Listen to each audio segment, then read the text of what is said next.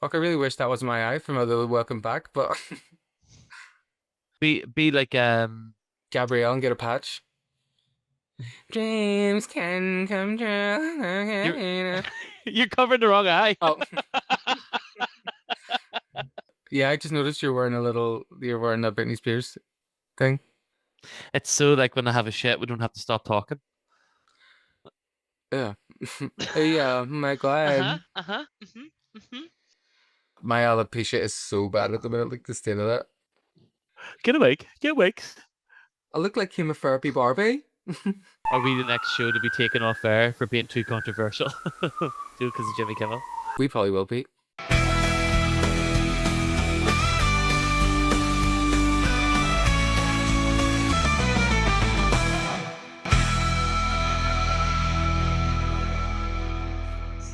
Hey everybody, and welcome back to All Bronze No Brains, the Buffy the Vampire Slayer rewatch podcast that has you asking which one of them two is gay, Are they going to get cancelled like Kimmel? and why doesn't Buffy ring the place? Place, Place, place, place, place, place, place, place. place. Don't break my heart. Da, da, da, da, da, da, da. Please, please, please. Da, da, da, Approving da, me. da. Da, My da, phone will da, me. da. Yeah. Anyway, welcome Hi, back, everybody. hi It's everyone. been, I mean, everyone's probably going to be like, What why are are you on they about? We being like, watched it 2 weeks ago. like, why are they being like this? They've literally been releasing their episodes. Well, surprise, surprise, surprise, surprise, surprise. It's a very niche reference for the UK ones. Well, actually that Eric and Ketrin recently in Major Sledge, they were talking about that clip and they're like, oh, that old English church woman that sings "Surprise, Surprise," and I was like, old English church woman, that's a national treasure, Cilla Black. The only thing I can think of, I don't know why this is a reference or if it is a reference. Do you know that gif where it's that like sort of older church lady and she's like, surprise, surprise? That is what I think of when people talk about Captain and Tennille. Surprise, surprise, because it might have been 2 weeks since you last seen us on the pod. You might have watched the first three episodes of season three, but for us, it's been more than 4 months since we've recorded. That's actually ages. That's a third of a year. Fuck. We're lazy bastards. No, we're not. No, we're We're not. not. No, we're We're not, because we're not. working hard. I was working my tushy wushy off in Switzerland. I was kind of just, I kind of was, I wouldn't say I was working my tushy off. I just continued to work. Yeah. Well, that Yeah. sounds like a fun summer you had. It was, yeah, I had a great summer. Did you have a nice summer? I had a lovely summer, so did I. Was in Switzerland, so I was, and I had a lovely view of the mountains and the lake and stuff from my office, which was just a empty classroom. Sorry, so sorry. I don't know if anyone else noticed there, but whenever you started talking about the mountains and the lake, you put a really disgusting face on. Yeah, I was up there and I was with the mountains and the lake. And then it was like, it's so, but I don't know if anyone noticed that. I hope you do in the edit. Yes, we'll do a live action replay like it's a football match, because I'm straight. They fucking get that ball in my garden. They get it. Why did you fucking do some play? Fuck away, off way, right down your own door. But But did you yes, have a nice summer all the same? oh yeah, I had the most amazing summer ever. Like I was doing photography. I was like out in the lovely mountains. The weather was great. I met some amazing people and made some really great friends. Hi, Aoife, baby girl, yeah. Yeah, but not that good. Not that good a friend. No, not no. She won't replace That's you. okay. That's okay. That's okay. Then fuck you. Like it would take like three of her to replace you. Make one. What's up, folks? First chat and fat joke in 4 months. That's so nice to be back. I was also going to say maybe we should ask the lovely listener how their summer was, and we'll leave a little gap so they can answer it, and we can be like, "What did you?" Let's do it now. So, how was your summer? All right. Oh fuck, no way. Ach well, sure we had the sun for it, didn't we? Oh, should tell your mummy I was asking for. I don't want to be rude and I don't want to cut through you here, but I love this episode. Did you? I don't know whether this is a known episode to be liked or disliked. I just really enjoyed. I don't know. I locked into the monster stuff and the we and the fact that there's bad relationships, which is quite active to nowadays with the not bad Yes. relationship, what's the word? Coercive relationships, What? because it defines both genders. But in all seriousness, there really are more than two genders. Oh my god, why are we onto this already? But when it comes to people who are abusive to their partners, they can be male or female too, or both male, both female, or whatever. They can appear different ways. So coercive Yep. behavior, usually female to male, would be not physical, but emotional, financial stuff. Whereas men beat up women and they're disgusting. So not all men. Not all men, but most of them. That's gross. So don't say that. No, this episode I don't think is particularly known as being one that is like, oh yeah, this is a great episode. But I think it's quite divisive because it's, in some ways, it's a bit of a standalone episode, even though it has a lot of angel bits. Angel bits.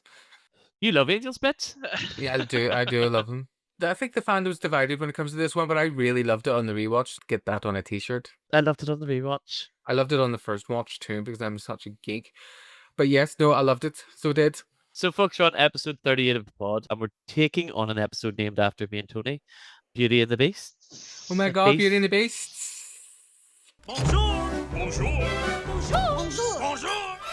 I'll let you decide who's who. You're the Beast. Written by Marty Noxon and directed by James Whitmore Jr. And this is Buffy the Vampire Slayer, season 3, episode 4. Yes, this episode kind of continues our journey through the the Universal Monsters roster. This week we have this kind of Jekyll and Hyde combo with the werewolf, so it feels like it's all the classic monsters. All we're missing is the Bride of Frankenstein. Oh, Dave, you're gonna love this because guess what happens in this episode? Buffy goes to counseling. Oh, mommy, with the Yes. creepiest counselor that's ever been written on TV. No, I loved him, but we'll get there when we get there. So we will. We'll get there. We'll get there. I don't care how you get here, just get here if you can. Kill me! Buckle up. It's time for monsters, men, and massive red flags. Let's get into it. Oh my god! Butt fucker. So, this is another Marty Noxon episode, and obviously now we're starting to see this trend emerging that she is the one that tends to do the dark kind of violent relationship-y episodes. A trend that will continue throughout the rest of the show. Oh my god! When you get to the third one, then you start to maybe see little problematic tropes maybe in her writing, or What would you think is a bad trope? If you could give me an example, I don't know it enough to know what I'm looking for. Problematic tropes in terms of having them, usually the men be very violent towards the women without a resolution usually, or it doesn't serve to empower the woman at all. It's just about. Oh, that's really interesting. I didn't really. I wasn't expecting that question, so I just pulled that out of my arse, just like I did with this dildo. Now I do usually. It was the noise. To be honest, I do love the darkness that Marty brings to an episode, but there are certain things in this episode that we can get into a bit later that are quite problematic. And we will also have a little voice note from our good friend Tab Tina Aguilera from Becoming Buffy podcast. Oh, what's wrong? Is their podcast all done? And now she's like a wee bit bored. She's trying to fucking sneak into our podcast. You know what it is, Tabs? Fuck off, mate. Go start your own podcast. 3 months ago, Tabby was like, I love Beauty and the Beast. And I was like, you know what? Maybe I should just make David's life easier by asking Tabby to do this one with me. That would have been amazing. No, but I'm only glad joking. I know. only joking. I'm glad I didn't, because it shows how much I care and love you. But Oh, there's do you been want to some try? Sorry. Cut. Do you want to try that again and pretend like you meant Oh it? yeah. Let's go. And action. I'm so Action. glad that I didn't get her because I love you more No, than cut. anything. Try it again one more time, but I need you to bring it in and pretend Okay. like you've got chlamydia and you can't conceive. Okay.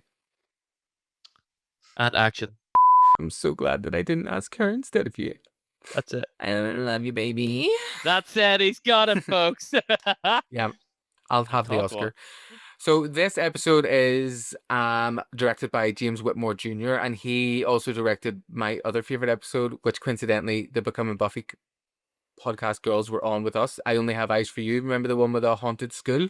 The snake bit Cordelia. It's a really good one. I like that one. Marty also wrote that, so they obviously have a nice wee team up together. But I like these episodes where like the monster represents something, like the Yeah, theme or it's an like allegory. Or it's like an allegory for like bigger things. I like that too. I quite like the allegorical stuff because I guess this is sort of a teenager's TV show aimed at teens and yeah. like young adults. Like if you're trying to teach a teenager like these are bad relationships, sometimes they'd use an allegorical that as an adult seems quite on the nose or a bit simple. I guess that just, steams right over what I was going to say. But sure, let's dive right in. Lose our sin, and there's a fountain flowing deep and wide. Hallelujah. Perfect. It's the night before the full moon, and Willow's doing her best girlfriend duties, reading Call of the Wild to a very twitchy Oz, who's locked in the school library cage. Oh yeah, as a werewolf, obviously, which I'm not gonna lie, I kind of forgot that it was a werewolf because it's been 4 months since I've watched that episode. But I remember now. Sander shows up for his turn on Werewolf Watch with this is okay, I'll finish my thing, which let's be real, mostly just involves him falling asleep. I mean, why was anyone surprised? He basically showed up with an old school, like timey hat and a big dressing gown and a pillow and a blanket. He was like, yes, I'm going to stay awake for this. It was like the most obvious thing, but I know it's part of the Well, humor. first of all, he didn't show up in a dressing gown because he was wearing those red cargo trousers. Because I remember when I first watched this episode thinking that Sanders' dick looked delish. They're a bulgy trouser, how some Yeah, trousers yeah, are yeah, like yeah. that, and he looked great. His hair's a bit longer too. I was full on wet for Xander in the first 25 seconds. Fair play. He's a fitty. That is no doubt that he's hot. Also, Xander is now completely in his own element as a character. I don't even really get annoyed about him Mm, anymore because kind of like, lol. do you know him? Maybe not. As do you know, what I find quite interesting. There's absolutely zero Cordelia in this. She even mentions it at the end of the episode. Like, where was I? But like, Yeah. yeah, where the fuck were you? I really liked how this episode started with Sarah Michelle Gellar doing the narration, while we saw the perspective of like the animal in the woods, like before crossfading into Willow reading to the werewolf Oz in the library. I just thought that was a really nice start to the episode. I think it was filmed really well. And yes, and Call of the Wild is an adventure novel by Jack London about a dog named Buck, who is stolen from his home in California and sold into sled dog slavery in Alaska. He becomes more primitive and wild in the harsh environment in order to survive. Fuck, do you think that's what's going to happen to Ari and Abe when they're back in Belfast? Oh my god. Sorry guys, this script is also 4 months old, so... But a couple other things about this scene. What do we think of the werewolf redesign? Because it's a different werewolf Didn't design. notice. I remember that you loved the first one because it was really doggy. I loved the transformation of the first one because it was Yeah. really visceral and real. And yeah, it was really doggy. But I feel like TV shows sometimes it's the introduction to the character, even if it doesn't stay that maybe they put a lot of effort into the introduction and then later on they're just throwing a suit on somebody. But like I kind of am okay with like I can suspend my disbelief that it did look a wee bit like somebody in a suit, but Yeah, I mean, it's because it's it obviously is. more like the makeup is more like prosthetic on the face and stuff, and it's Yeah. not like more, so it's like it's very like they're a bit of a hairball, Yeah. like a tall meerkat with hair. Simples. Yeah, Oz is like, come to the cage and get the clothes for the cinema. I didn't know I could do that.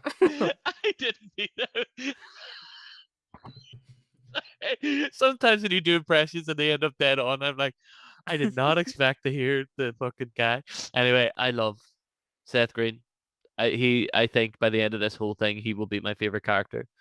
His character seems to be like someone from our real world has been put into Buffy, and they're like, okay, so we've got vampires, and just like doesn't know us anyway. He plays down, they play up. I really love some of the playful dialogue that we get between Xandra and Willow when they're talking about her only seeing Oz half naked. And she says she's only seen half of Monty. And Xander's like, half? Like, which half? And Willow's like, wouldn't you like to know? What's a half? I didn't really get A the half Monty Monty play. instead of the full Monty? The full Oh yeah. Sorry, thank you. Fucking idiot. I know.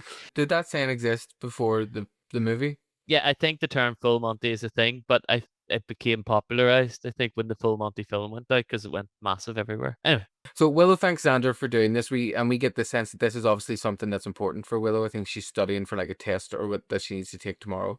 Xander mentions having coffee, which is kind of like he says, "Oh, I'm going to have a coffee and I'm going to do this and that," and then as soon as Willow leaves, he just lies down. So I'm like, is he just a really bad fucking friend Yeah. that he lies like that he lies to her and then he lies down? Like, I get that we have to have this happen for this part of the story, but it's just a really like unlikable way to do it. I agree. I know it's meant to be funny, like that he's like, oh, he'll put his head down for a sleep and then he'll wake up or whatever. But I get what you mean. It's a weird turn all of a sudden that he's like coming in and being like this great mate, and then he just falls asleep. Yeah, he is a dickhead, like most teenagers are. yeah, Anyway, meanwhile, Buffy and Faith are out patrolling. Faith is trying to get the goss on what's going on with Scott. And when you think about him, you get that good down low tickle, right? Yeah, I guess. How low? You tell me. How about not? And Buffy's like, how low?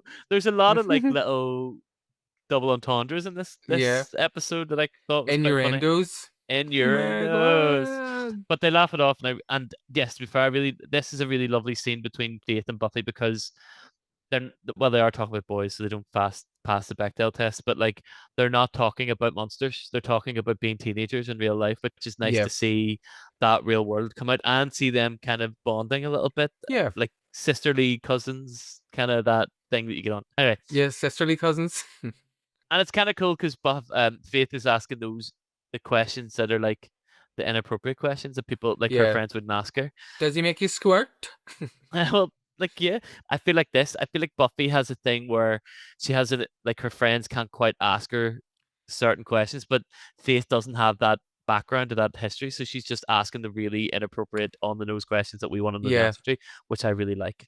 Sort of me like too. Faith is us a little bit, I think, because she's new to the world. Oh, Buffy says her favorite thing is that he doesn't seem to be any sort of hell beast yet. Yet. Oh. Because he is a hell beast in the bedroom. What's oh up? my god.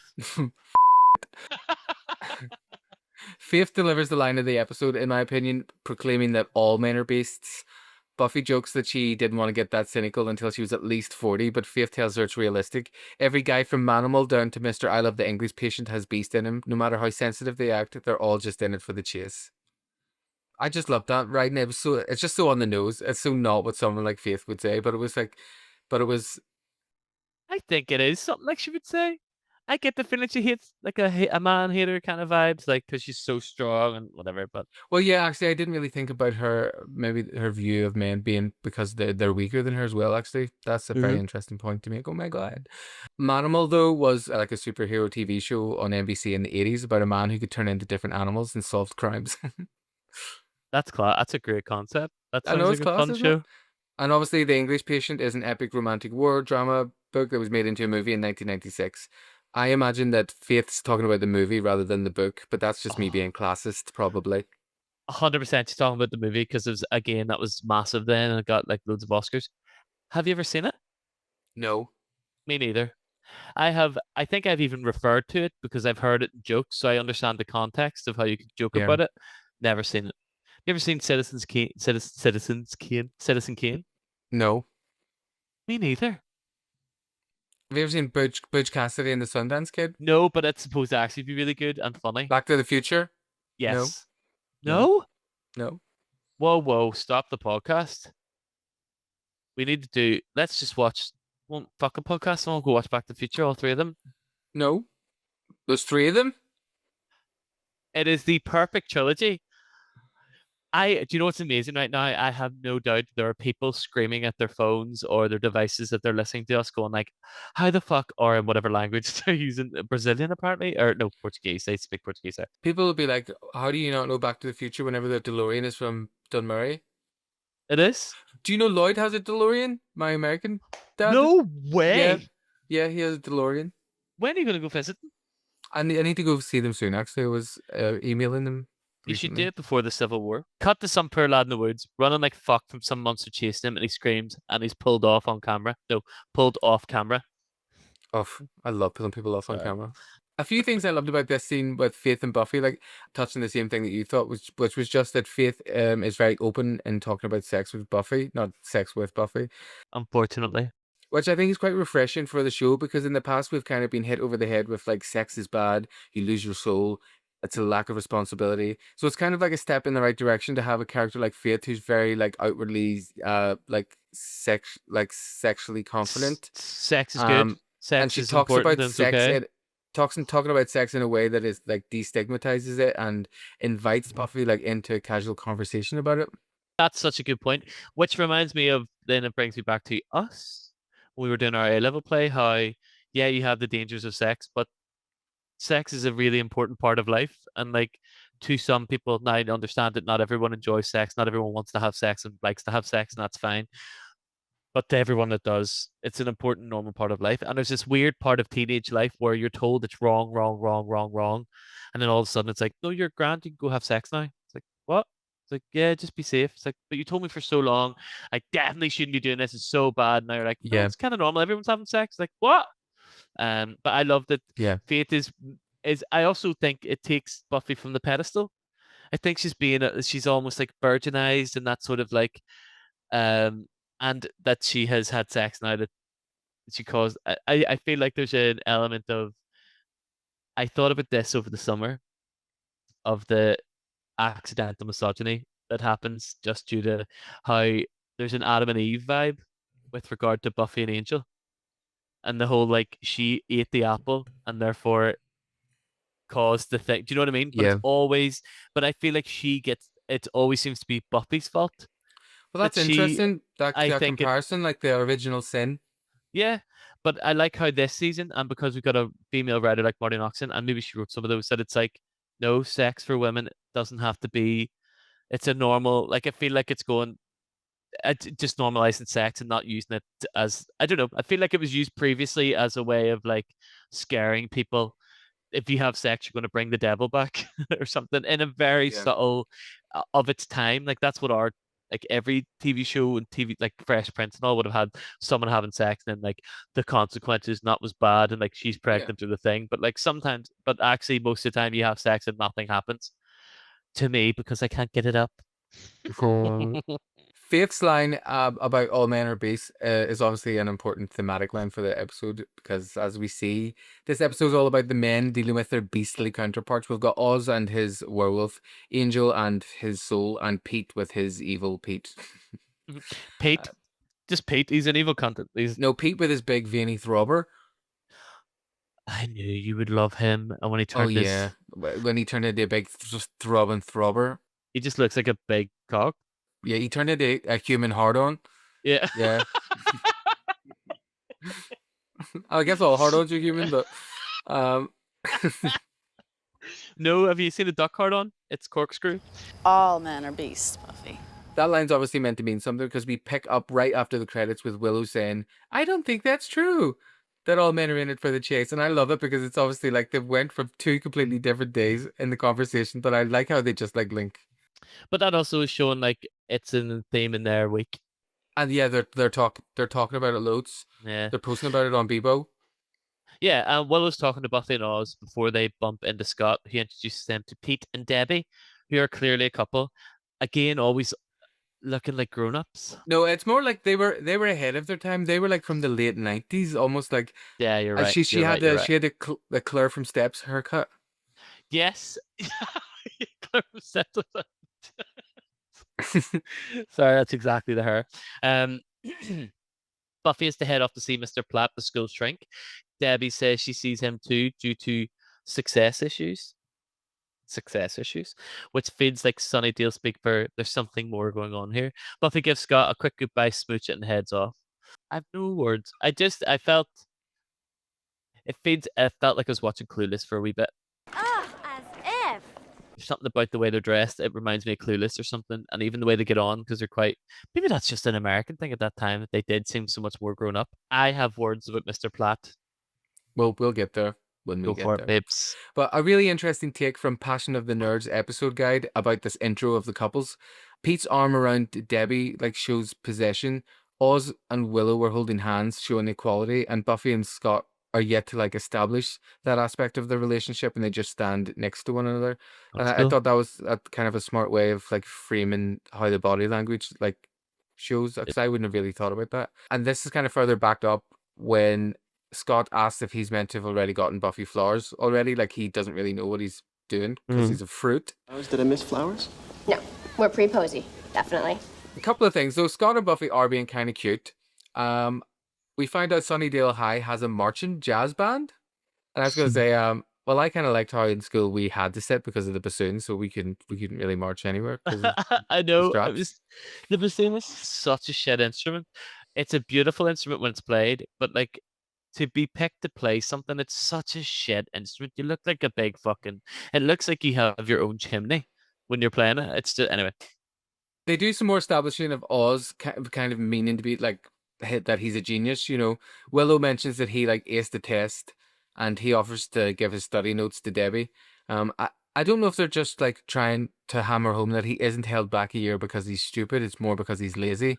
I did get that impression. And they do. You're right. They do keep hammering it home because every so often I'm hearing now Willow going like, And how did you do that? Oh, right, you showed up. "Since you did it last year, remember?" And then it's like, I'm like, fuck up, Willow. but anyway, in the library, Sandra and Giles find out about the murder in the woods and realize, ruh-roh.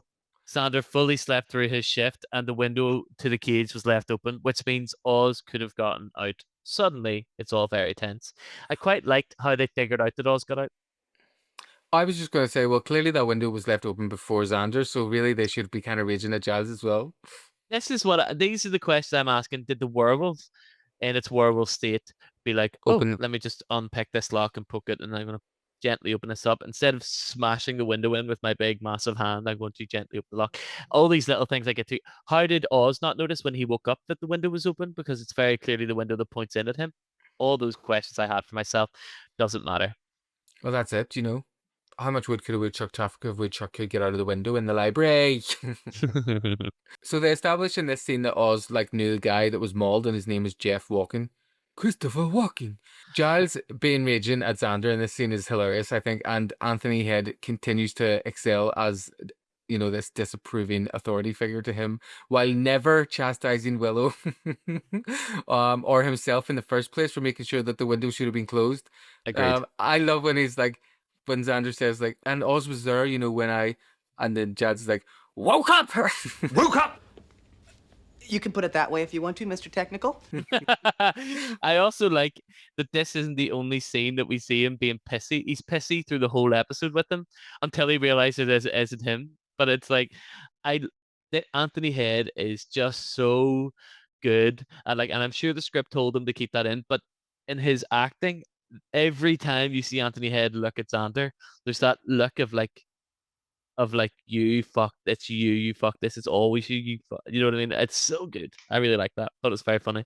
I just wanted Jazz to shout at me. I'm like, yes. Woke up! That's so dead on. Buffy's therapy session with Mr. Platt starts off vague, as you'd expect, but she slowly opens up. He's warm, insightful, and actually listens. Eventually. Buffy Summers reporting for sanity. When we hear the conversation and you hear the words he's saying and how he's saying it, I'm like, oh, right. He's just a bit of an odd character.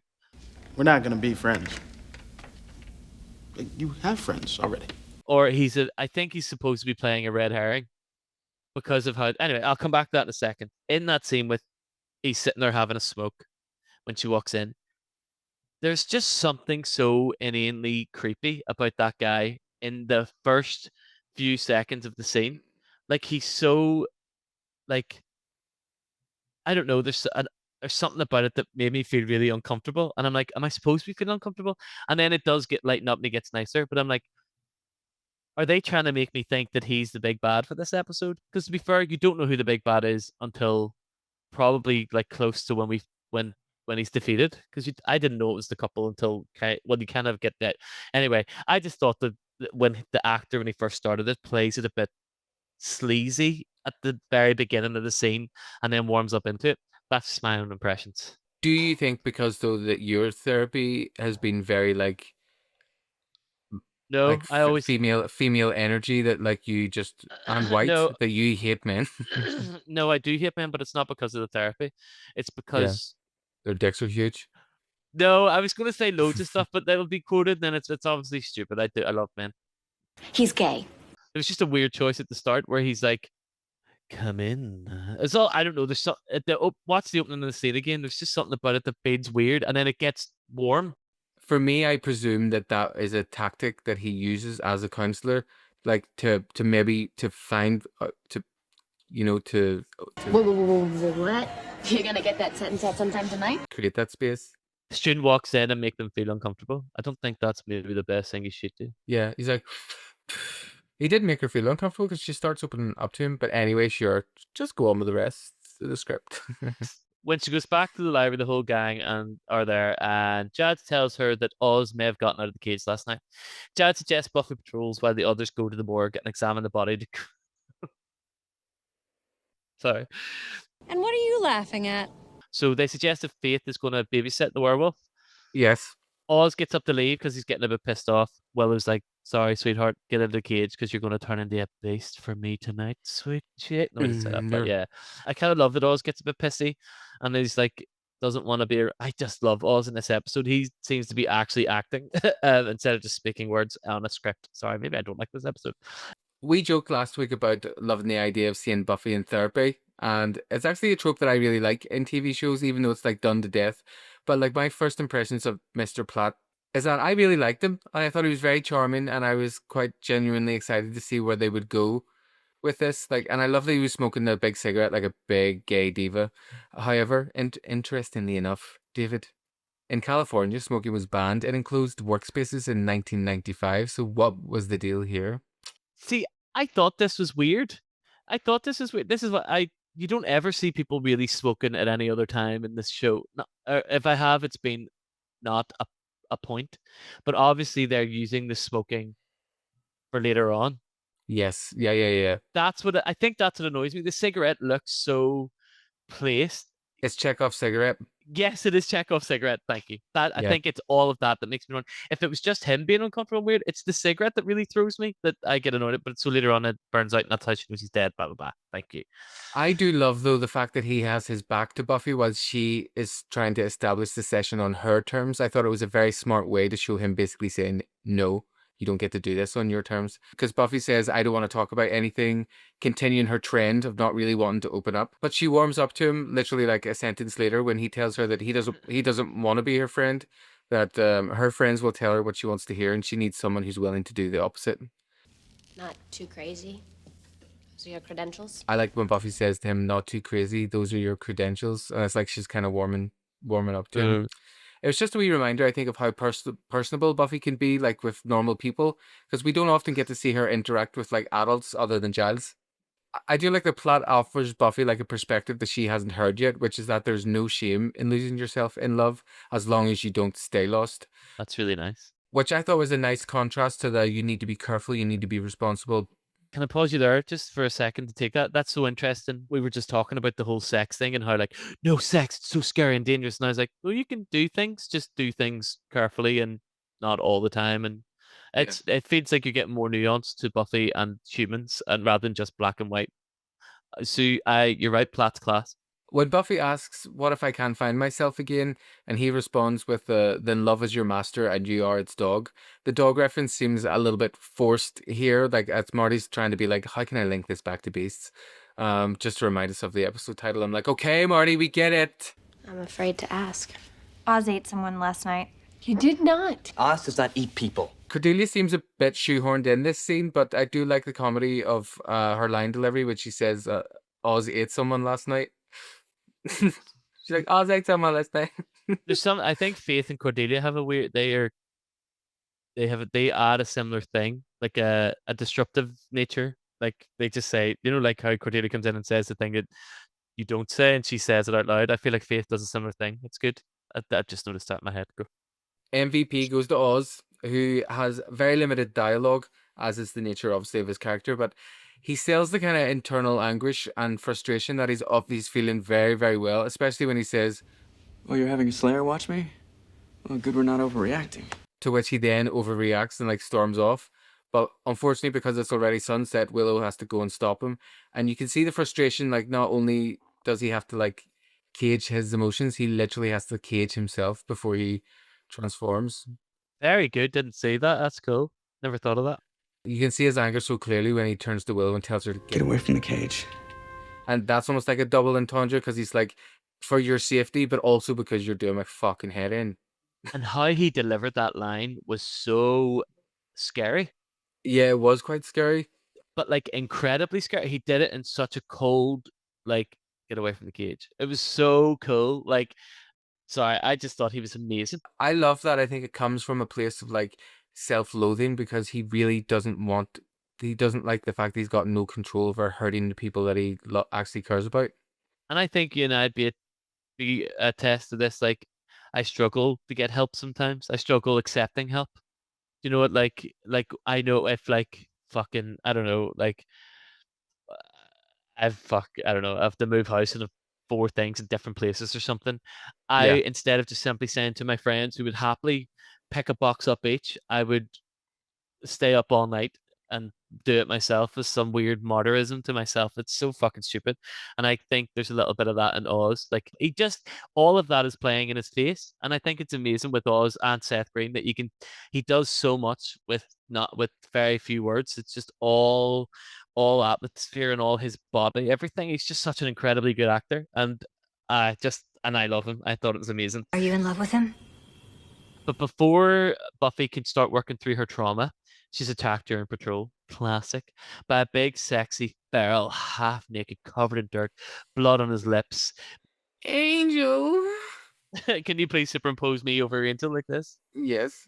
Angel. Angel. Big Angie's back.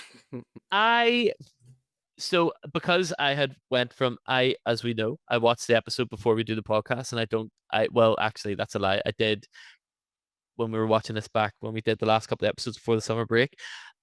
I got a little hooked and I started watching episodes out of just I want to watch this because it's really good, not out of because I have to because of the podcast. But then I didn't watch it again. I did watch it again there a couple of days ago, and I forgot that Angel showed up, and I was like, I literally clutched my pearls. I was like, and I went, oh yeah, I forgot what all happened, and I was like, oh, this is really, really good. It's weird and he's loving it. Anyway, so whenever Buffy gets him, she manages to chain him up in the mansion. You can still see his wee outline like a dead body. Yeah. Oh yes, because he came back. She set the claddering down. He like magicked back to where the claddering was. Do we find out? Can I just know out of for my own? Do we find out how he came back? All we know is that some sort of higher power brought him back. Will we ever find out? We do kind of like all we know is that the powers that be brought him back, but it's not for one specific reason. There are prophecies about Angel and stuff, but oh right, okay. There is an episode this season that kind of deals with it, a really good one. I'm asking because I'll be really annoyed if they don't give us. I'm happy for it to be Dig, but please don't just have him magic back without giving us some sort of like love. Or I'm happy if it's love. Love dragged him out of hell back to earth and like whatever. But anyway, it doesn't matter. I'm doing that thing that people do and they're writing it. It's already written. I'll just watch it. Yeah, it'll be vague. Willow, Xander, and Cordy sneak into the morgue. This really made me laugh. I quite like this scene. I thought it was very funny to check out Jeff's small body. Willow seems chill until she passes out the moment she's got the samples. Now, this whole little scene, I thought, actually, talk to me first. You're about to talk about the scene, aren't you? So I like that we're starting to see some more like striking additions to Buffy's wardrobe, first of all, because I think there's like a conscious effort here to show her maturing. She's wearing this like burgundy leather jacket. And I think it's meant to show like subtle influence from Faith. Oh, very good. Yeah. I get that. Yeah. She's a T-bird. She's a T-bird now. That's it. Yeah. I love the fight scene that Buffy had with Angel before she captured him. I thought it was really well choreographed. Like his feral fighting, obviously very different to his normal style of fighting, and Buffy easily getting the upper hand, like kind of reminding us that strength without tactic, as obviously this version of Angel doesn't have a tactical mind, is way easier for her to overcome. When Buffy's looking for chains at the mansion, we see her looking in a trunk, identical to the trunk that I have in my bedroom. That was obviously Drusilla's, because there's like some dolls and some sage and some other shite, which I thought was a nice wee callback to season 2. Never noticed that. Cool. We see the Angel is completely feral as he can't talk and he just growls and he's acting like he's on Tina. Sorry, I read that as you said it, it made me laugh. I think he plays this really well without it being too hammy, because I think it would be really easy to make this be shite, but he's doing it in a way where like I kind of buy it. And you probably felt stupid doing it, but I think like Sarah plays the right. My mate Sarah, she plays like the right amount of like confusion and shock and strike. Like I just think her like she's just top notch acting again. Thought the whole scene was fucking amazing. Thought it was great. And it's just like I think the fact that it hasn't like completely like floored her emotionally is like a testament to what she's been through since the end of season 2, and it's like a reminder to us of like her growth and what she's come through with Angel. So it is. I love how they use this morgue scene to really show the difference between Willow, Xander, and Cordelia. Like I love the addition of like the Scooby Doo lunchbox for the Scooby Yeah. Gang, and also I hope that she doesn't actually use that for any of her lunches. She does. Oh my god, she's eating corpses. Oh my god. Oh god. Xander's reaction when he sees the body compared to Willow's composure here is a kind of great, unannoying way for Xander to be funny, which Marty's actually quite good at doing. She tends to end up making Xander like quite endearing. Yeah. When Cordelia sneaks up, we get that great line where it's like, "We're doing crime here. You don't sneak up during crime." I thought all this scene was really funny. It needed a little lightness. yeah, I felt like it was paced really well. Cordelia's response and expression when she sees the body helps reinforce how much of a badass Willow is. Okay, scarred for life. Oh, God. Willow, how can you stand it? And it also kind of continues the trend of showing that Willow seemingly knows advanced medical knowledge, as referenced in season 2 when they joked about her and Xander playing doctor. That's right. Yeah, I remember. And I do love that they're able to finally kind of show, not tell, that Willow obviously has a lot of internal feelings about all of this. Like when she faints, clearly overwhelmed, but is still having kept her composure to do what she needed to do. Doesn't look good for us, does it? It really doesn't. This guy was ripped apart by a big wild animal. Yeah, this was class. I do love the fact that they can just go to the morgue. Yeah. But obviously, I'm being a wee bitch. Well, I wondered if the morgue, if it's a morgue that's attached to a hospital, is it easier to break into because you just like walk down a corridor? They would write that into the show to make it easier. Yeah, I thought that it was cool that obviously Willow being like this, just a dead body. This is the thing. It shows that like people like who are very good with that logical side of things, and then you add the emotional, illogical side of things. It becomes overwhelming, and how like. I love that. But then you've got people like Buffy, when it's who has the love of her life that she killed mere months ago, lands in front of her, and she's like, "Okay, I'll chain him up and go back and do something." And I like.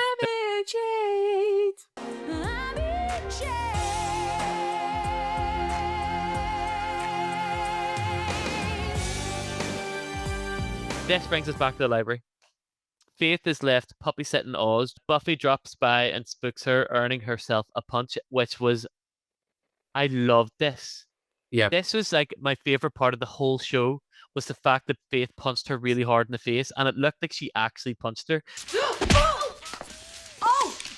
Buffy, are you okay? What are you doing here? Bleeding internally. I thought in the scene that she may have actually dug her really because it looked real, but anyway. There's some info coming up on that, don't worry. Okay. She sends Faith home and spends the night buried in the books about demon dimensions, trying to figure out if what she saw was really Angel.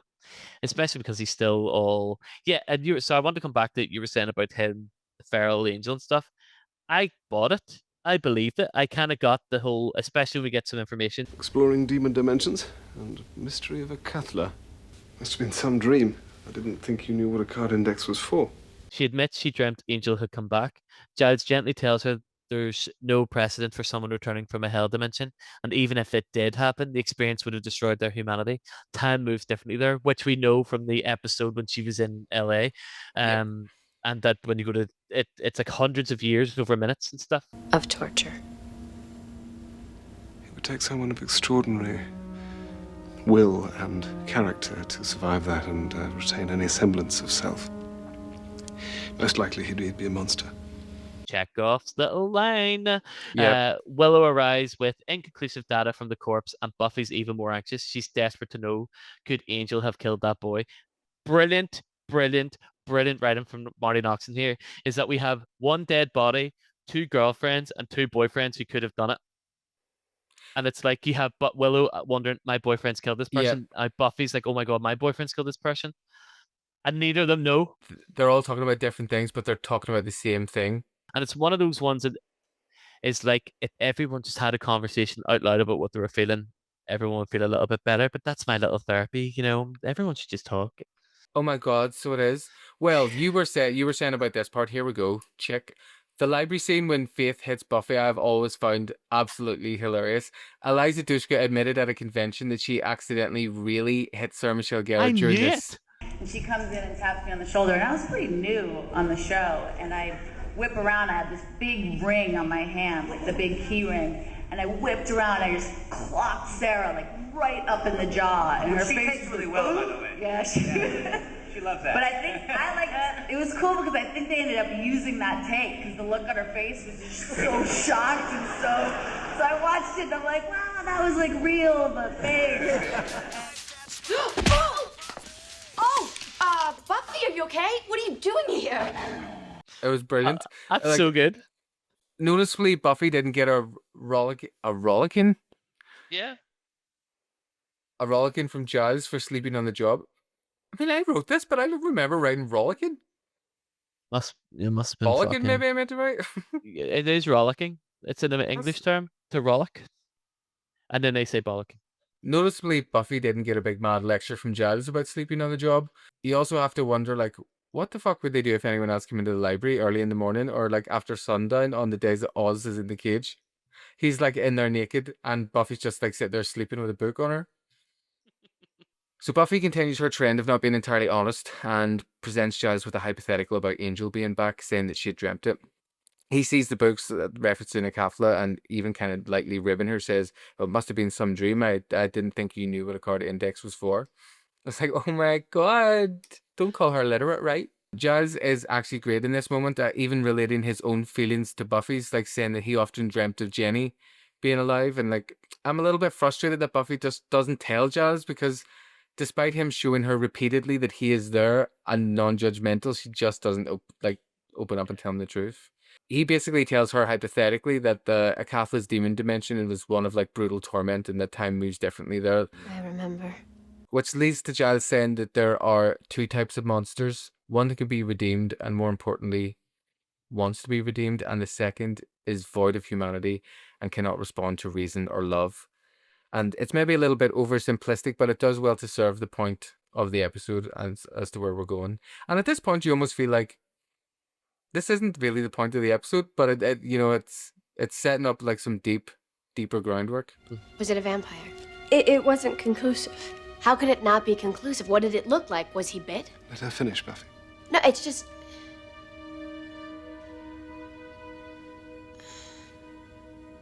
I'm sorry. And we see Buffy fall back into her old bad habits, getting frustrated when Willow says the tests were inconclusive, and Buffy basically wants to find out whether it was Angel rather than exonerating Oz. However, she does apologize straight away for being like snappy. Oh, I'm sorry. It's lunchtime at Sunnydale, and in the cafeteria, Buffy's sitting with Scott while Pete insults both his mum and the school counselor. Charming. Well, my mom says that therapy can be completely helpful. Yeah, but your mom has the wattage of a Zippo lighter, Scott. Buffy's gut tells her something's not right, so she heads to the mansion and finds Angel curled up like a wounded animal. She tries to reach him, but he lashes out, growls, and she runs. Yeah, I like this scene. It feels like you could have taken it out. It would have been but I like that we get to see Angel because you see him, he's less beastly, he's less feral. Again, I really liked all the Angel scenes. I really dig Angel. I think he's so good. And I like those two. I like those two. Like Angel and Buffy just they are class together, to be fair. So over these wee scenes, the first thing I want to know is what deodorant is Buffy using, because she's still in her fighting clothes from last night and she slept in the library, so she must be fucking leaping. It's not her armpits that they worried about. Feminine odor and itching got you down? I hate to admit it, but Scott was kind of cute in that lunch scene. Like first when he tells her that he can't support the type of lunch that she's eating, which is like 3 different types of jelly or something. And then also when he tells her that she looks great but wants to raise it to amazing because she didn't sleep well, he's a faggot. Like he is a full-on fruit. See, he's not. He's someone's husband whenever they've had their first divorce, and he's the nice guy that they want to... Fuck. Spoiler alert. A sword swallower through and through. He's a That's Mrs. Faggot to you. I like seeing Buffy admit that she liked Mr. Platt and how that made Debbie feel that she could like drop her guard and say that she actually liked him too after just calling him a quack. Quack. Quack. Quack. Say crack again. Crack. And of course, this is the first real scene where we hear Pete talk. And even though all he does is slag off Scott's ma, the counselor, and calls Buffy manic depressive, I actually kind of like him. Check out Scotty liking the manic depressive chick. You would.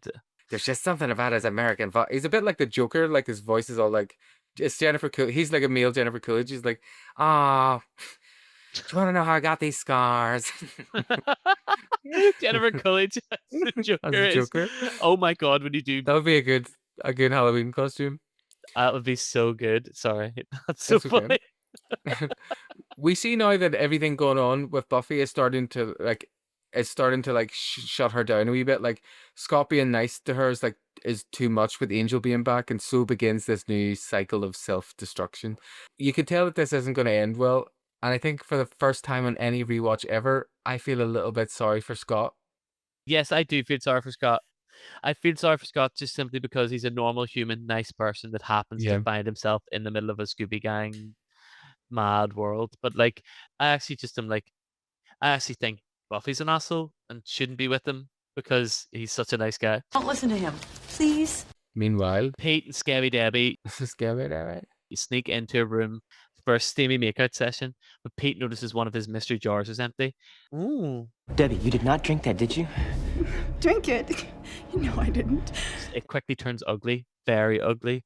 Literally, he turns into a massive, sexy, wet, veiny rage monster. A human fucking dildo monster. He's just a big human cock version of himself. You're whoring around with other guys and taunting me. No, I don't. I don't even look. He attacks her, then turns back on his regular self and apologizes. Debbie heartbreakingly forgives him. Buffy rushes into Platt's office, finally being open and honest about Angel. She even tells him that her friends wouldn't understand. She asks him for his help. I need help. I need to talk to someone. Which breaks my heart. That scene breaks my heart. And let me talk quickly about those two when I'm done. She notices the ash on his Chekhov cigarette all the way down, and we see Mr. Platt mauled, eye ripped out and covered in blood. Right, couple of things. First, the scene with Pete and Debbie, I thought was amazing. And that was the moment where I was like, the monster thing and turning back is like an allegory to just every person who has had that partner that turns into a cunt and then immediately apologizes. It's like, it wasn't my fault, I'm so sorry. And then continues to do that forever and ever and ever.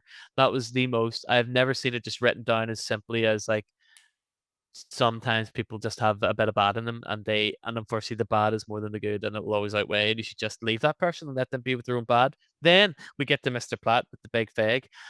That is probably the grossest sort of body or dead thing that I've seen on Buffy. That felt quite like a bit more like, it was just a bit more gross than I was expecting. Like the eye being gouged out was like, whoa, that was quite. It was full on ran. Yeah, but it was great. I thought that was class, and I felt so sorry for Buffy. Like the thing, you're like, would he? I think it's great that Marty Noxon wrote that frustration that you're feeling. That why don't you just tell Jazz? Then she runs the plot, and then she's like, yay, and then she fucking shits herself, or well, he's dead. I thought it was great. Loved all this. What's your thoughts? Oh, I'll tell you my thoughts. Tell me them now. See, at the start of that scene with Debbie and Pete, I really like the subversion where I think we're trying to create here that Debbie was the one who's drank the mystery liquid, because Pete seems genuinely concerned when he's like, you didn't drink that, did you? Until we see the subtle and uneasy turn as he questions Debbie and we see that she's genuinely afraid of him. I thought there was a nice turn where I wasn't sure at first, like. I didn't know who the monster was when I first watched it. But you're right, I did think it might have been her because she was playing such a little victim. But it turns out she's actually a victim. But she's actually a victim. Yes, she is. That's it. I loved the effect of Pete turning into that big mad rage monster, like the sped up head, like and this is like the turning point in the episode where we start to see that all of this monster stuff is like an allegory for like the abusive relationship. Can I say the word coercive? Is the term they use now? Yes, you love saying coercive. I do. Just it's a better term because it's not always abuse; it's coercion. But this is abuse. This is an abusive relationship. So go ahead. Yeah. Also, it's just because coercion is a new word for me, and I only know it as abuse. I know, and I should just say what you want. All right, so the language he uses when he's raged out, like he full on is gaslighting her and saying that like she's the reason he did it in the first place, and this is how he repays her by whoring around, and then he actually hits her twice. It's just a bit on the nose. That it's not really weird that you're more affected by that man just hitting that girl By humans, by the two humans in the real life thing than the monsters ripping each other's heads off. I agree. I felt very uncomfortable watching that. well, this is it. In a show where characters are constantly hitting each other, I think they did a really good job here of making this feel wrong. He reveals that he killed Platt. Even he's not going to listen to your pathetic ramblings anymore. I am all you've got! And as he turns into his like normal Pete self, we see him being all sorry and apologizing, saying that she should know not to make him angry. And it's really quite impactful seeing her comfort him. It was that part that made me really I that won it for me. That bit of like her consoling him, because I have seen that in aspects of my life in other places where I've seen coercive and Yeah. abusive relationships, and then the person who's done the horrible thing is being consoled by the person who they've done the horrible thing to is one of my. It's one of those unfairness things that I fucking despise so much. I think the only kind of like hard part about all of this is that we're trying to kind of connect with these characters that we've only seen for about 20 minutes so far. And like I kind of wish that they had have even introduced them in the last episode, you know, like even just hanging around with Scott or something, like just to add a little bit more weight to like I who they think are. because it's such a good idea and it's such a good thing, it's like I wish they could have given us a bit more.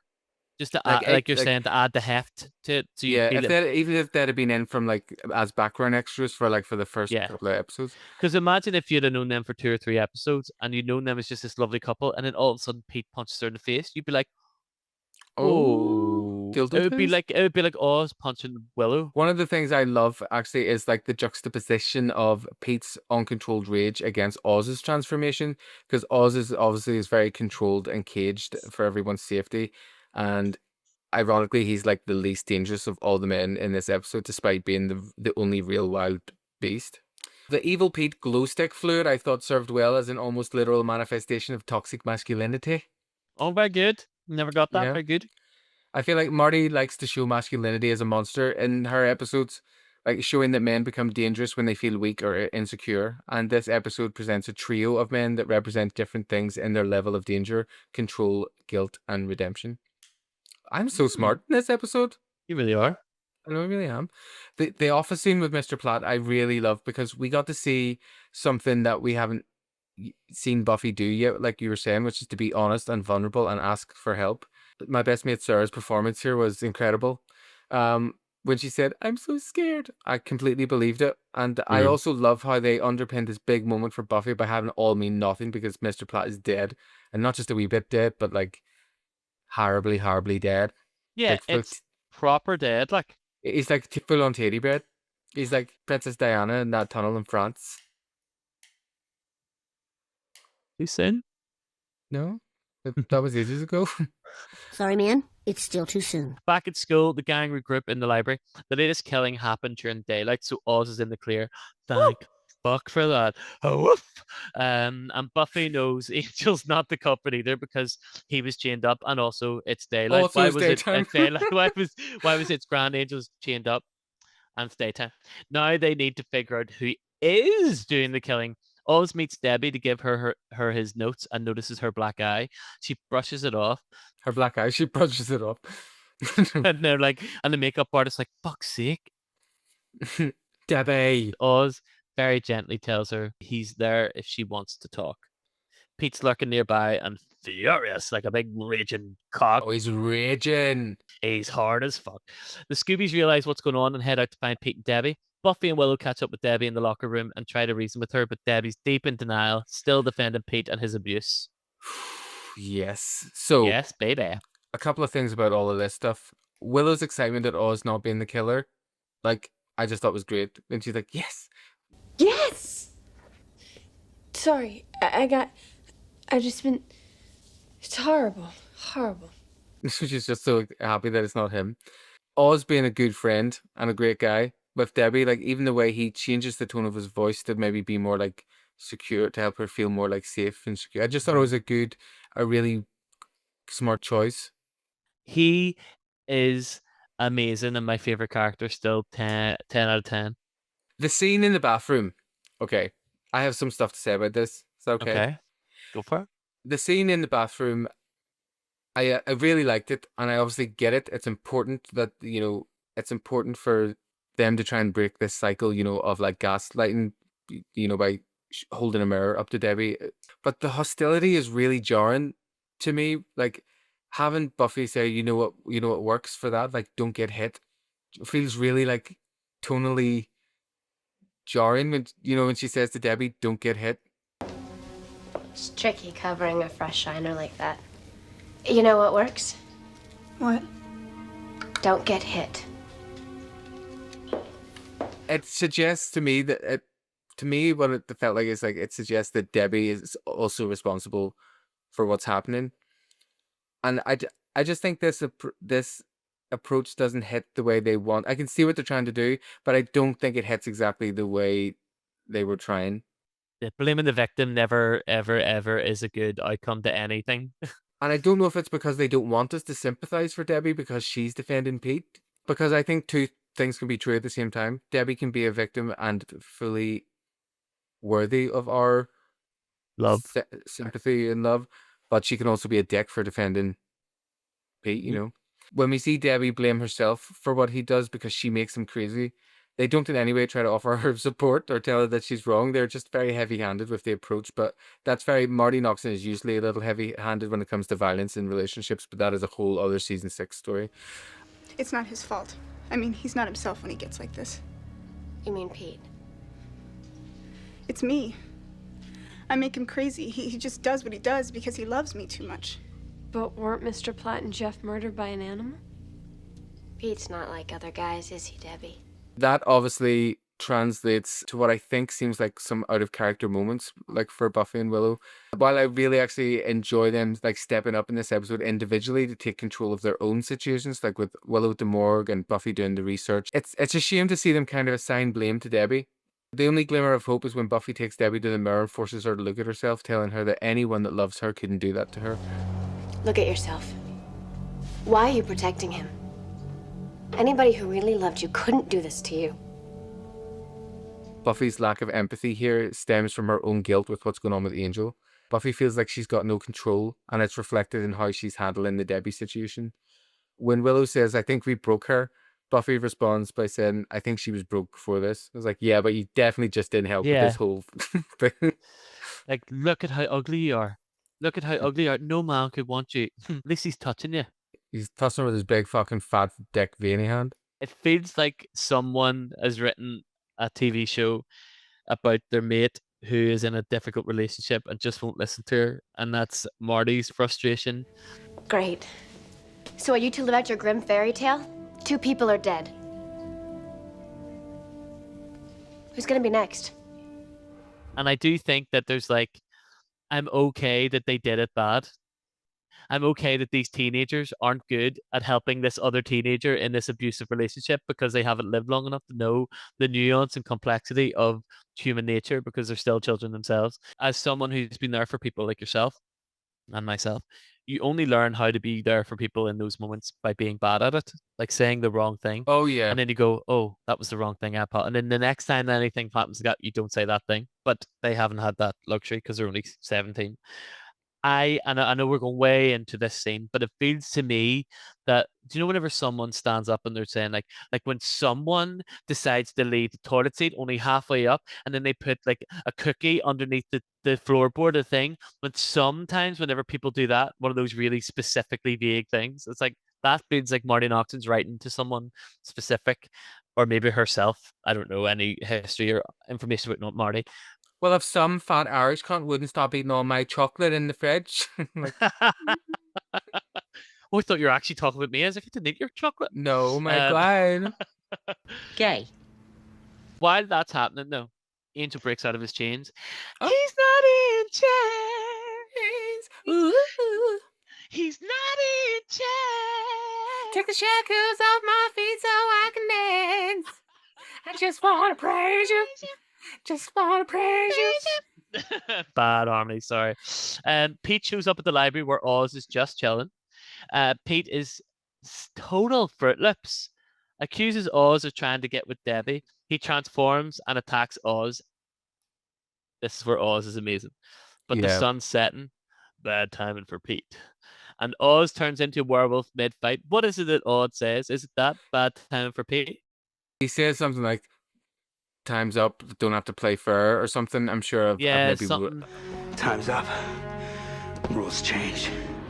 It was a really cool line, to be fair. It was like, Yeah, I'll Ozzy. pop it in here. Bad timing for Pete. Pop it in. Suddenly, it's Wolf versus Monster, full smackdown. Didn't Tom Cruise try to start a mummy universe? Mummy! Mummy! Buffy and the crew arrive. Buffy tries to dart Oz with a tranquilizer, but Debbie throws her off at the last minute, and Buffy accidentally shoots Giles in the arse. That whole bit in that scene came from absolutely nowhere and killed me. I genuinely laughed Yeah. out loud because the way Giles is like, "Oh no," and then he just Yeah. faints. It's like again, Anthony Head's amazing. Buffy chases Pete while Willow and Faith handle Werewolf Oz. Faith eventually lands a dart and takes him down. Buffy follows Pete's blood trail, which I always love that there's always that little Yeah.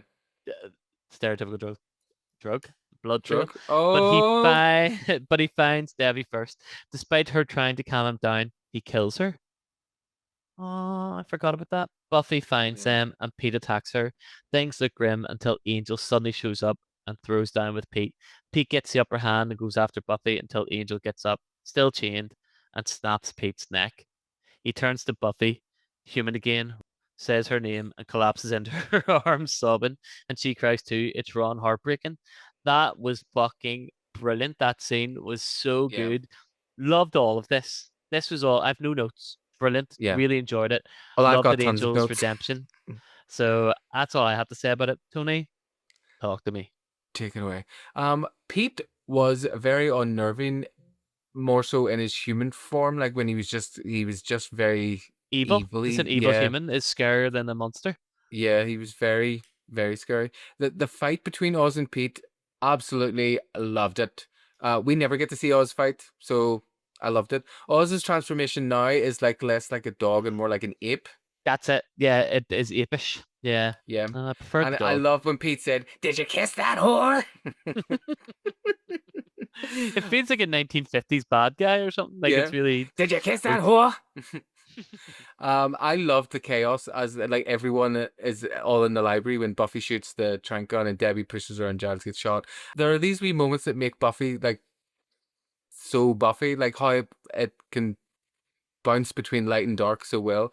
And I feel like this whole bit is like just constantly bouncing around between the comedy and the seriousness, which I thought was really well managed. Which is very interesting if you think of the Marvels. I know this is Marty Noxon, but obviously she's using what do you call him? Who made Buffy? Josh Whedon. But like when you think Josh Whedon, and if you think Josh. about Josh, because I feel like he'd really hate it if you called him Josh. Josh He Whedon would. and Josh. Josh. What was I gonna say? Fuck up. In Marvel, though, you notice in fight scenes when serious things happen and not so serious things happen, like they do that really well. But sometimes he has a tendency of stopping removing the. Sometimes it's okay to be in the deep, serious feeling, Yes. and I think sometimes it takes you out of it too much that you don't get a full chance to sit in it. That would be something to do with Joss Whedon's writing, in my opinion. But That would be like a Xander thing, like joking when you could just be the seriousness because yes, he's a self-insert. And because I do too. So I wonder how many times they had to run down the same corridor to make it look like it was like all the different corridors.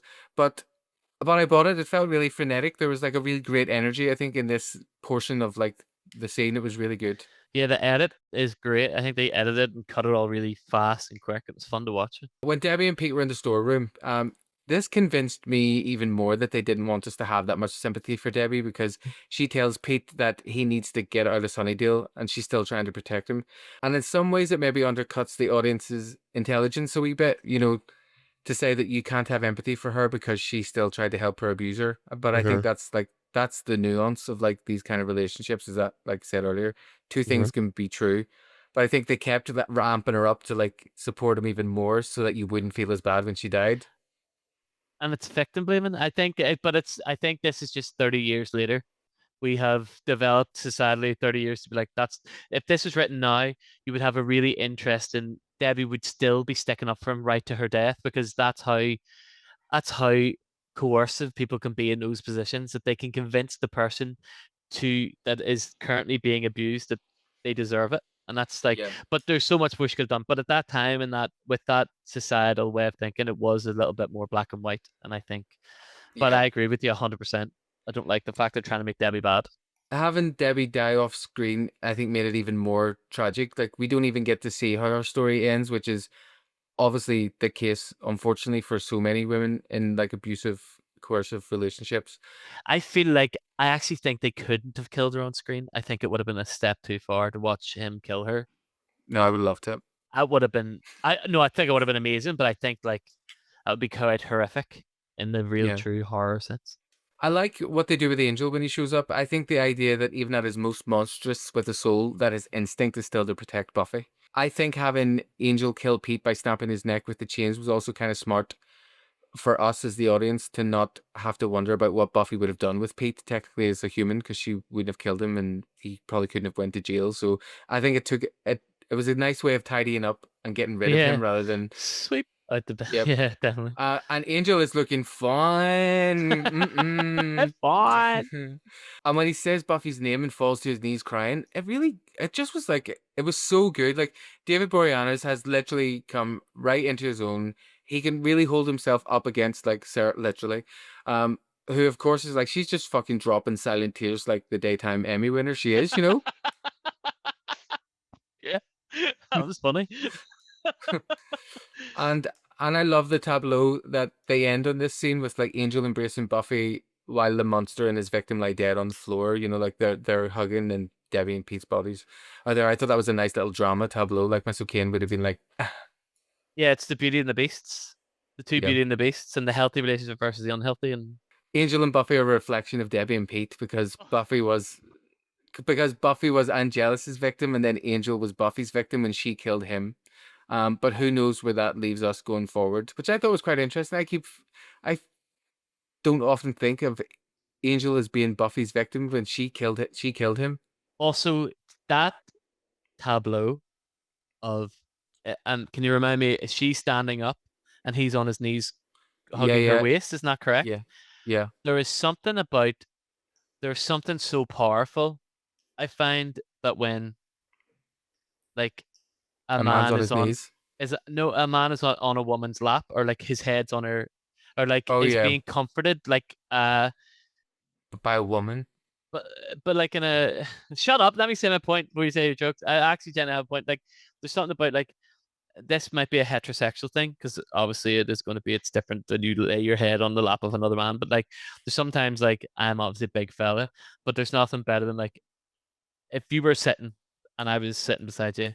Sometimes, like if you're sitting watching TV, it's nothing better than putting your head in someone's lap and watching TV. Yeah. There's something so that was so interesting that she was comforting the beast, the beauty was, but she's also strong. I just thought I loved that power dynamic between the two, and him subjugating himself to her was such a powerful, like, Yes. and I thought that was just, it looked, I was like, what a shot. That was very cool that he dropped to his knees for her. Even that's almost forgiveness. I know what you've done and I'm still here. And that's so, it says so much by just simply one little image. The only thing the last thing for taking away about this scene was to remember Buffy's own warning to Debbie about, you don't get to go live your grim fairy tale. This is not going to end all neat and tidy. Yeah, like, it's very much talking to yourself. Also, when Willow pulls Oz's tail, I just found it fucking hilarious. Yeah, that is funny. That was funny. funny. It's something so, like, whenever someone holds their hand in front of someone's head, they're swinging. Felt like Yeah. that. It felt a bit silly. The next stage revealed that Pete was using some homebrew rage serum to get more manly, but over time it's just turned him into a monster, full stop. Buffy comforts Scott, who's lost two close friends, and it's quietly tragic. He's very good in this scene. Yeah. We end back at the mansion. Buffy's watching over an unshackled Angel sleeping, still on the ground. When they brought him Yeah. a blanket, even a coat, in the throes of some sort of nightmare. Not too sure how wild he really is, which is true. I thought was like, you could have brought him a blanket. Yes, could have brought him a blanket, but maybe he didn't want one because he was acting like a little hamster. I liked hearing how the school responded to like what happened when the gang talk about the rumors that were all going around. Oz says he heard that he drank 8 iced cafe mochas and lost it. Buffy says, I heard he took all his mum's birth control pills. And Cordelia's like, he didn't? Like, where have I been? And when Cordelia realizes that this was a real killing and he wasn't under the influence of anything other than his own humanity, she says, like, great, now I'm going to be stuck with serious thoughts all day.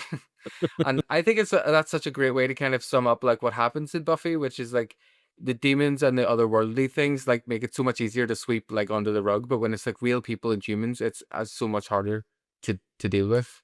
Oh yeah, when Buffy's like consoling Scott, who kind of says to her like, yeah, I guess you never really know what's going on inside somebody, is such a clear, obviously indicator of where we're going with this relationship. I wish I had just ended it there and Yeah. then, but yeah. We end the episode with a narration from Call of the Wild while Buffy's watching over Angel as he sleeps. That shot of her like watching him I thought was really beautiful, and I think the inclusion of the narration too. Like I think from like a technical standpoint, I loved so much of this episode. Like the effects, the fight choreo, the narration, and especially the camera work. There was some like really good like steady cam stuff in there that I Yeah. felt like it really added to the feel they were going for, especially when Pete was like watching Debbie or they were trying to make us feel like uneasy. I kind of love the overall commentary that we get with Oz, which is him being like the most stoic one of the gang, but he's the one with like the biggest beast inside. And like all three men in this episode all have an inner beast, but Oz is the only one that has mastered his. Very cool. Pete lost himself completely in his, and Angels is yet to reveal itself fully. And something I was going to say about Oz, he is also 1 year older. And there's a certain, like, I feel like Maturity. there's, yeah, a little bit, just a little bit. I get that feeling of like, he's maybe some, like when someone goes through, like whenever your niece or nephew, whenever they go through their first breakup or whatever, and it is the end of the world to them, because it is the end of the world. But if you're not an empathetic adult, you can be like, oh, why is that you find somebody else? Whereas if you can remember what it was like at that time, that heartbreak is real. Oh my god, yeah. From a narrative standpoint, I think the ideas were all there. I just think it was the execution that was like almost there. Mm-hmm. I like that they weren't afraid to kind of swing big and touch on these issues. Like it's just kind of while they were touching on it,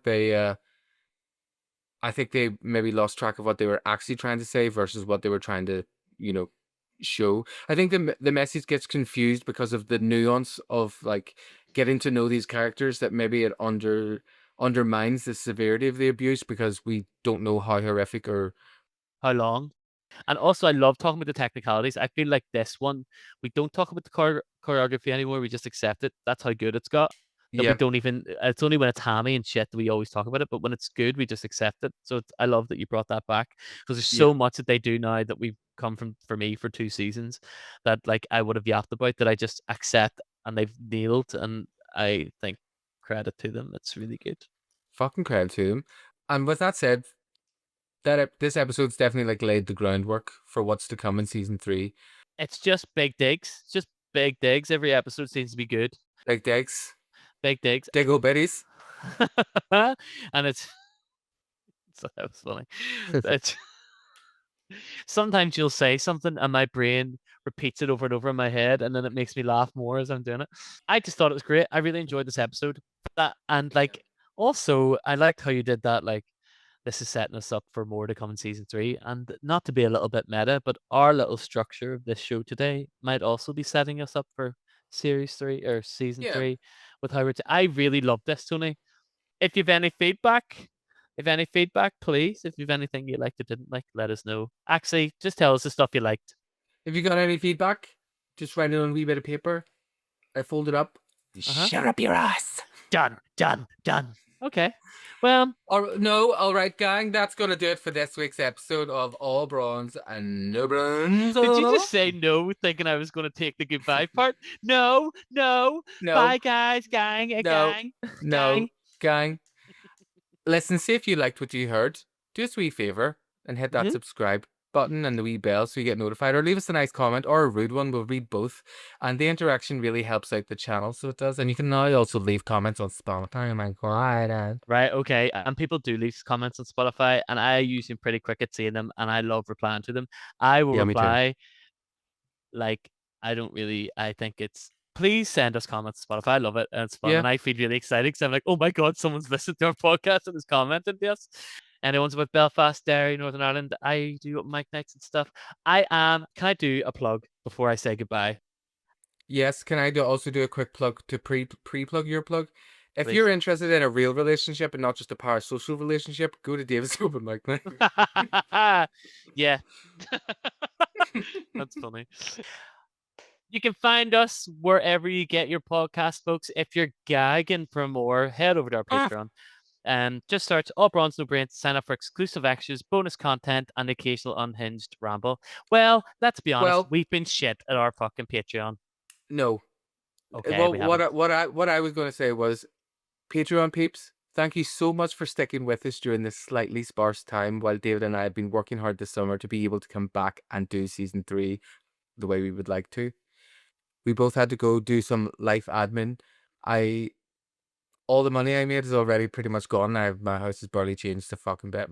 But that's just what happens when you buy thousands of pounds worth of paint.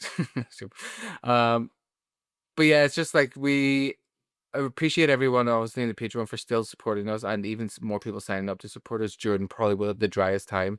It was really hard content wise, obviously, because we were on, Different schedules, different countries, and different. your computer broke.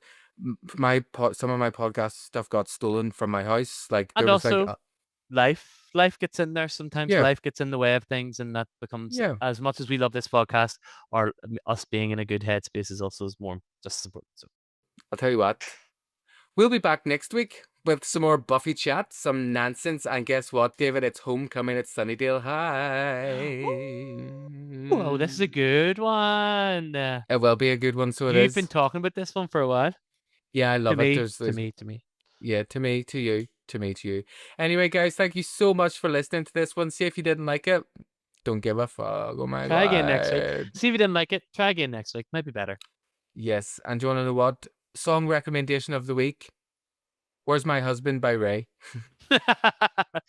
Please, please, please, by Sabrina Carpenter. Oh. Shmee Shmee Shmee by Emma McCarter. Bye. Bye.